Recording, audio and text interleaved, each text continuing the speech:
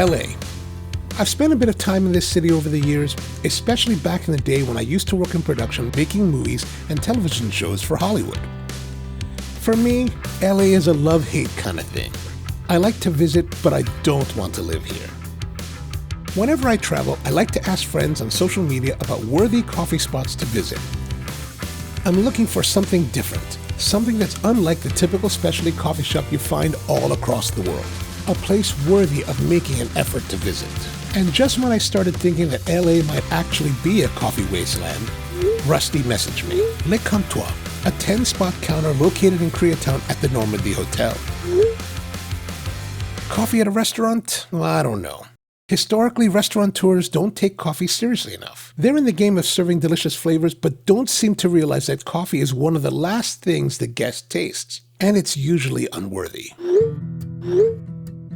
Truth be told, I am a bit of a Thomas Keller fanboy. I've been following his restaurant, The French Laundry, since the early 2000s. I visited, toured the restaurant, and eaten at a number of his other establishments, as well as having what I consider to be the best restaurant meal of my life at his New York outpost per se.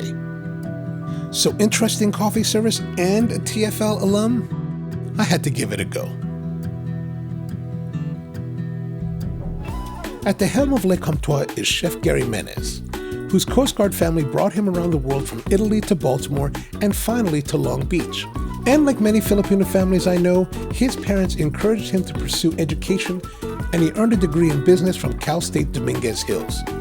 However, he found his true calling in the fields and kitchens. Like many people our age, we spent a lot of our youth watching television. And while some of us were watching shows like Gilligan's Island, Hogan's Heroes, and Speed Racer, Gary watched shows like World Class Cuisine and Julia Child, being inspired by the likes of Alain Ducasse, Daniel Boulud, Jean-Louis Paladin, and Nancy Silverton. Later, he would cut his teeth at places like Joaquin Special's Patina and Sylvain Portet's The Dining Room at the Ritz-Carlton in San Francisco before heading to the French Laundry, only to find out that he wasn't quite ready. He returned 2 years later and worked at the heyday of the French Laundry with cooks Grant Achatz and Corey Lee before moving back to Southern California to run the kitchen at Firefly, Palette, and Marché Moderne. It was in 2011 that Menes started Le Comptoir, first as a pop-up utilizing different restaurants in the LA area before opening its permanent location at the Normandie Hotel in 2014. One of the unique aspects of Le Comptoir is that he didn't turn to outside financing, which gives him the freedom of being in control and to be himself in whatever way he sees fit.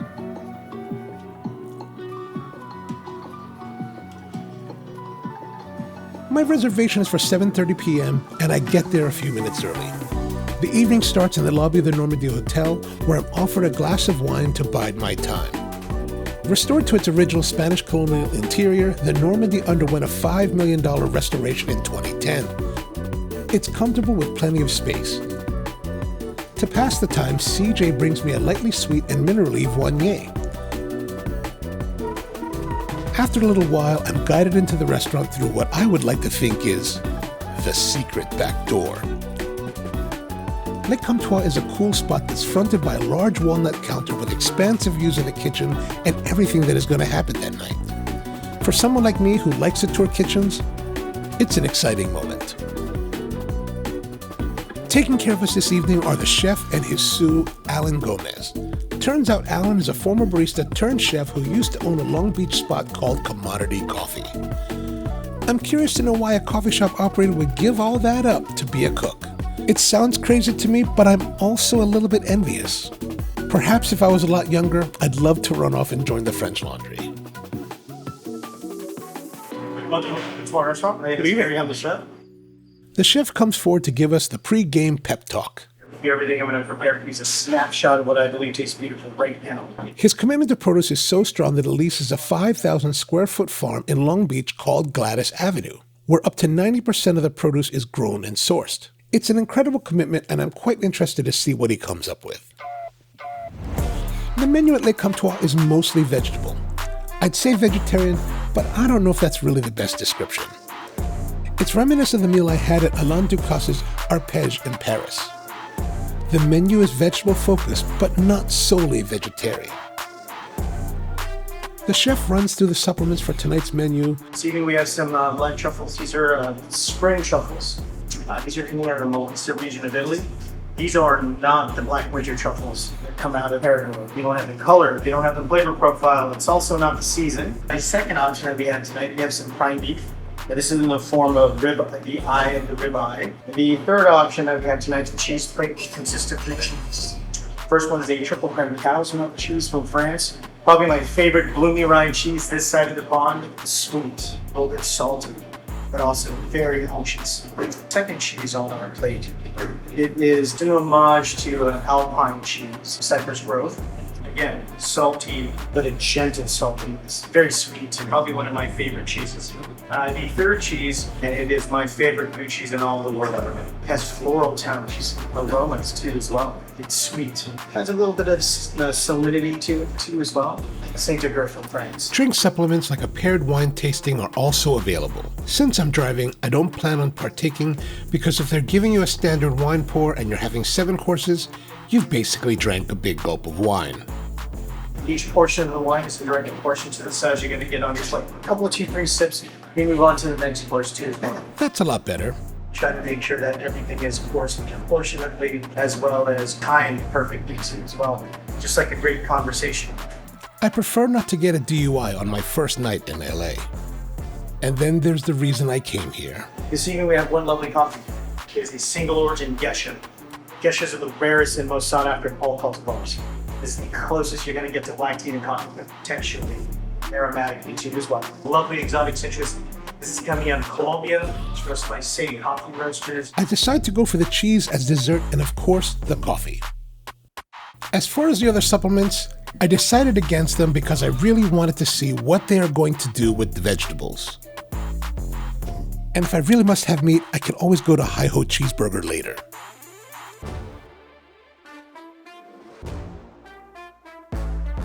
In about 30 seconds, my facial expressions and my demeanor are going to completely change. I find the chef amusing as he wraps things up. He makes it clear that he's changing to his game face and any inquiries during service should be directed to Alan, and that he looks forward to engaging us with us after the meal. Now it's time to begin.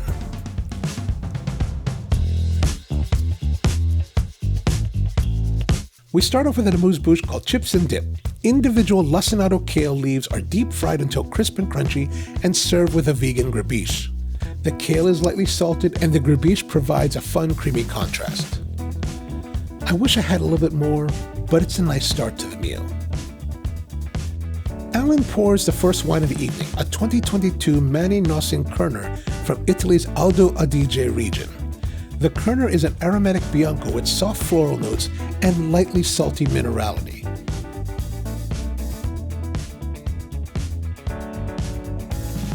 The chef and Alan work in tandem to prepare our servings. Very little is said between them. They know what to do. It's a dance as they serve the first part, a garnish for the first course. It's the garnish for the coming course. There is more to follow. And we're instructed to wait for the rest of it. In the bowl are croutons made from a 29-year-old starter that the chef created after watching Nancy Silverton on television. These are topped with a Greek yogurt made from coconuts and some edible garnish. After a moment, a veloute made from purple artichokes are poured, surrounding the ingredients like a moat. In the moment, I wasn't sure if that was the entirety of the course or if it was just a garnish, and I'm still waiting for another component.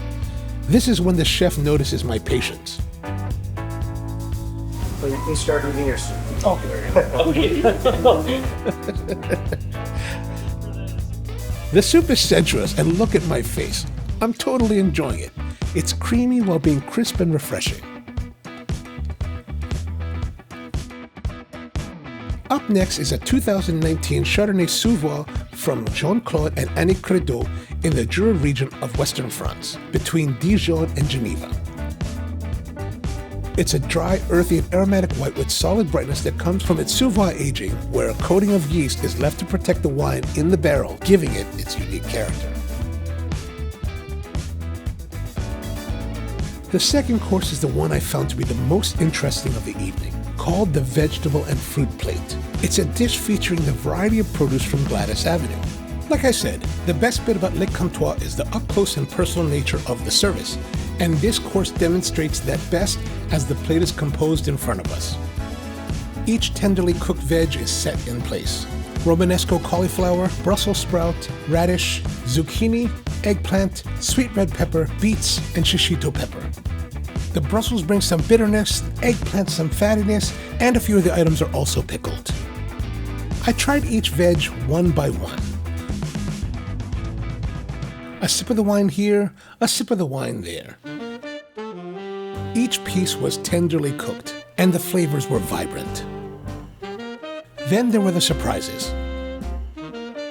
A single slice of mandarin set against the backdrop of savory vegetables was a pop of sunshine on the plate. A bright and sweet highlight. A delight. The oddity was the almond.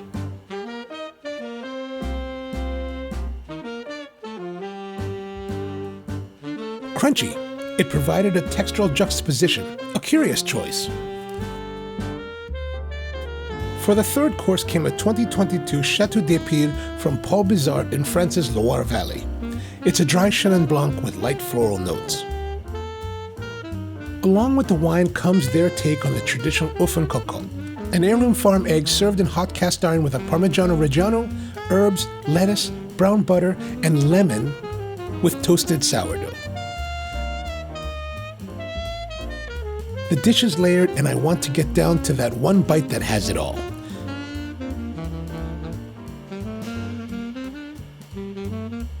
It's buttery with a touch of acid, salt, and creaminess. Just lovely.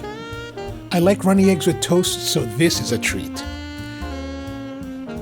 And the dry and floral Chenin Blanc caps it cleanly. This is the kind of dish that's guttural. I want to dig into it. I want to sop up the eggy sauce haphazardly. I want to get dirty. But it's a nice setting, and we're doing the fine dining thing. A regular who comes every 3-4 months. He is not shy at all about picking the plate up and Excellent. licking it and drinking out of it. Whew, well, that's a relief. Fancy food and I can get dirty? Time for more drinking. I just keep thinking, this is not Michelin star style eating. Like, I'm losing my composure already. But whatever helps you enjoy the night. Next up is a 2020 Chardonnay produced at Racine's in the Santa Rita Hills of Santa Barbara County, about 2.5 hours north of Los Angeles. Etienne de Montiel's family has been growing wine in France for over 400 years and have partnered up with Brian Sive of Burgundy and Rodolphe Peters of Champagne to produce this wine grown in ancient seabeds. The fourth course features a lightly tempura battered sprouting broccolini served with sauce romesco, a turnip top pistou, and aioli. We're encouraged to use our hands, which of course I find delightful. In Filipino culture, we have a tradition of pagkakamay, which means eating with our hands. It's a very guttural way of communing with your food, and regardless of whatever dining environment I may be in, there's a point where I want to handle my food, to be at one with it, even in the most rigid of situations. Salamat, chef, for not being so rigid. Coming up in our fifth course is a fricasse of kabocha with asparagus, onion confit, landrace rye pilaf, a grape pistachio vierge with parsley, covered with a quelite leaf and served in a vegetable broth. It's interesting and tasty with layered textures. This is served with a Le Clos Guillot from the 2020 vintage by Bernard Baudry. It's dark purple colored and medium-bodied Cabernet Franc with deep fruit tones and notes of Assam tea and a rounded acidity. It's really great with the grain and squash. At this point, we've had quite the tour and I'm starting to feel a little bit full, but we've got 3 more courses to go. Alan serves a 2023 Pinot Noir from Talbot's Sleepy Hollow Vineyard in the Santa Lucia Highlands of California to accompany this plate of sweet potato, snow peas, apple, endive, and a red wine sauce. The dish is complex and tasty. It was so enjoyable, I even licked my knife. Add that with the cherry and plum notes of the wine, and this is definitely one of the highlights of the meal. We're getting deep into the meal and the wine pairings, but I'm not feeling too crazy. Our 7th course starts off with a 2017 Cune Rioja Tempranillo Gran Reserva, a 140-year-old winery in northern Spain. It features notes of blackberry and sweet plum with a light acidity. It's a lovely wine that gives way to this course of peas from Mocoto Chino of Chino Farms in Rancho Santa Fe near San Diego. It's a plate of yellow, purple, and green peas with spring onion, romaine lettuce, and a sauce perigordine. But I really didn't know what a perigordine sauce is, so I asked Alan. Typically, it's made very different, but we keep it all vegetarian, so it's all vegetable stock base, reduced down with the mirepoix, and then we add the black truffles to it, hence the Perigord. It has a very beefy unctuousness to it. Yeah, it's very deceiving. On an evening of pleasant courses, this is the dish that surprised me the most. Complex, savory, unctuous. Everything came together to give me a beef-like impression from a dish entirely composed of vegetables. Delicious. I had decided against the beef supplement because I wanted to see what they could do with vegetables, and I wasn't disappointed. I got all the unctuousness I would have expected from a beef course, and I loved it. We're moving now to the end game where I've chosen both supplements, the cheese course and the single origin coffee. Early on, I asked Alan which would be the more interesting route with the coffee, the donut hole that's on the menu or the supplemental cheese. Cheese is where it's at. Knowing that the chef is a coffee fanatic and Alan is a former barista and coffee shop owner, my expectations for the coffees are high. To brew this geisha, they're using a modified immersion method with a 1:17 ratio. The coffee is steeped in one vessel for 3 minutes before the liquid is passed through a cotton flannel nail drip for filtration. Then, when finally being served, the coffee is poured through a mellow drip tool into the cup. It's curious because the mellow drip is designed to evenly distribute water over the coffee grounds during brewing, but I'm guessing they're using it to aerate and add a bit of oxidation to the coffee. It's an interesting approach, and I wonder how it will affect the coffee. At first, I don't really know what these round objects are. Are they olives? Are they candies? Turns out they're roasted cotton candy grapes. They've been roasting in the oven since the start of the meal. The flavors are concentrated and they're excellent. I never thought of roasting grapes before, but now I will.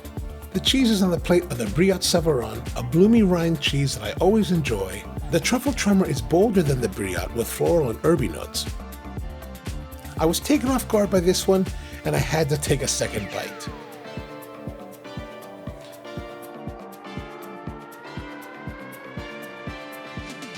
Sanoker is a softer blue cheese without the sharpness and saltiness that people think about blue cheese. It's creamy and luxuriant and goes wonderfully with the roasted grapes. Then there's the bread.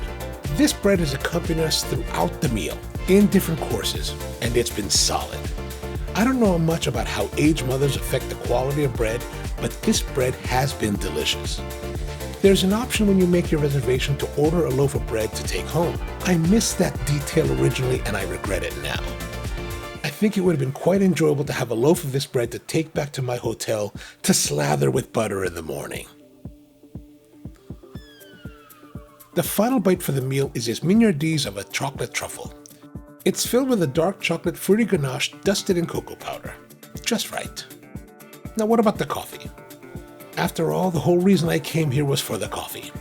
The coffee is a geisha produced by Wilmer and Yen Mancayo of Finca La Loma in Huila, Colombia. It's a wash-processed coffee that's grown around 1,800 meters and was harvested in December of 2022. The coffee was sourced and roasted by Say Coffee in New York City. Geishas are known and lauded for their floral aromas and tea-like qualities, and this geisha has those features.